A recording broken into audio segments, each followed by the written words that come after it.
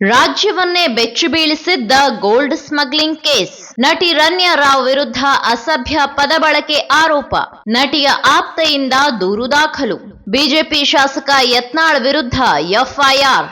Gold smuggling ಪ್ರಕರಣದಲ್ಲಿ ಬಂಧಿತರಾಗಿರುವ ನಟಿ ರನ್ಯಾ ರಾವ್ ಪ್ರಕರಣಕ್ಕೆ ರಾಜಕೀಯ ಬಣ್ಣ ಬಳಿದುಕೊಂಡಿದ್ದು, ಇದರಲ್ಲಿ ಪ್ರಭಾವಿಗಳು ಭಾಗಿಯಾಗಿರುವ ಮಾಹಿತಿಗಳು ಹರಿದಾಡುತ್ತಿದೆ. ಅಲ್ಲದೆ ಇದೇ ವಿಚಾರವಾಗಿ ಆಡಳಿತ ಹಾಗೂ ಪ್ರತಿಪಕ್ಷಗಳ ನಡುವೆ ಕೆಸರೆರಚಾಟವೂ ನಡೆಯುತ್ತಿದೆ. ಇದರ ನಡುವೆಯೇ ರನ್ಯಾ ರಾವ್ ಕುರಿತು ಅಸಭ್ಯ ಪದ ಬಳಕೆ ಆರೋಪದಲ್ಲಿ ಬಿಜೆಪಿ ಶಾಸಕ ಬಸನಗೌಡ ಪಾಟೀಲ್ ಯತ್ನಾಳ್ ವಿರುದ್ಧ ಎಫ್ಐಆರ್ ದಾಖಲಾಗಿದೆ. ಈ ಕುರಿತು ರನ್ಯಾ ರಾವ್ ಆಪ್ತೆಯಾಗಿರುವ ವೈದ್ಯೆ ಅಕುಲಾ ಅನುರಾಧ ಎನ್ನುವವರು ಬೆಂಗಳೂರಿನ ಹೈಗ್ರೌಂಡ್ಸ್ ಠಾಣೆಯಲ್ಲಿ ಬಿಎನ್ಎಸ್ ಸೆಕ್ಷನ್ 79 ರ ಅಡಿಯಲ್ಲಿ ದೂರು ನೀಡಿದ್ದಾರೆ.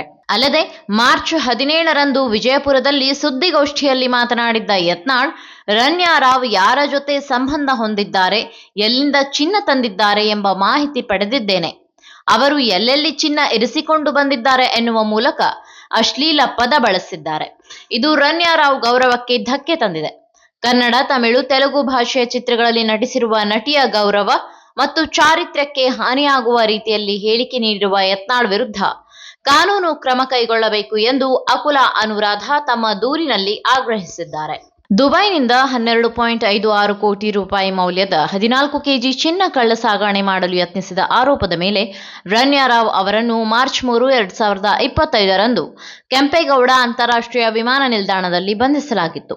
ಬಳಿಕ ಮಾರ್ಚ್ 4ರಂದು ಬೆಂಗಳೂರಿನ ಲ್ಯಾವೆಲ್ಲೆ ರಸ್ತೆಯಲ್ಲಿರುವ ಅಪ್ಸ್ಕೇಲ್ ನಂಬರ್ 62 ನಂದ್ವಾನಿ ಮ್ಯಾನ್ಸನ್ ಅಪಾರ್ಟ್ಮೆಂಟಿನಲ್ಲಿರುವ ಅವರ ಮನೆಯ ಮೇಲೆ ದಾಳಿ ನಡೆಸಿ ಡಿಆರ್ಐ 2.6 ಕೋಟಿ ರೂಪಾಯಿ ಮೌಲ್ಯದ ಚಿನ್ನಾಭರಣ ಮತ್ತು 2.67 ಕೋಟಿ ರೂಪಾಯಿ ಮೌಲ್ಯದ ನಗದನ್ನ ವಶಪಡಿಸಿಕೊಂಡಿತ್ತು.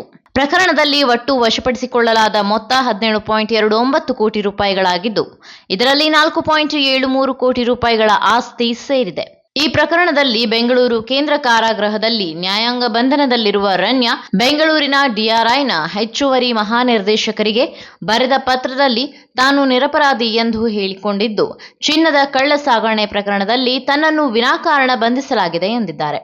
ಡಿಆರ್ಐ ತಮ್ಮ ಬಂಧನ ಜ್ಞಾಪಕ ಪತ್ರದಲ್ಲಿ ರನ್ಯಾರವರ ನವೆಂಬರ್ 13, 2024 ಮತ್ತು ಡಿಸೆಂಬರ್ 20, 2024ರಂದು ಲ್ಯಾವೆಲ್ಲೆ ರಸ್ತೆಯಲ್ಲಿರುವ ಅವರ ನಿವಾಸದಿಂದ 2 ದುಬೈ ಕಸ್ಟಮ್ಸ್ ಘೋಷಣೆಗಳನ್ನು ವಶಪಡಿಸಿಕೊಂಡಿದೆ ಎಂದು ಹೇಳಿಕೊಂಡಿತ್ತು.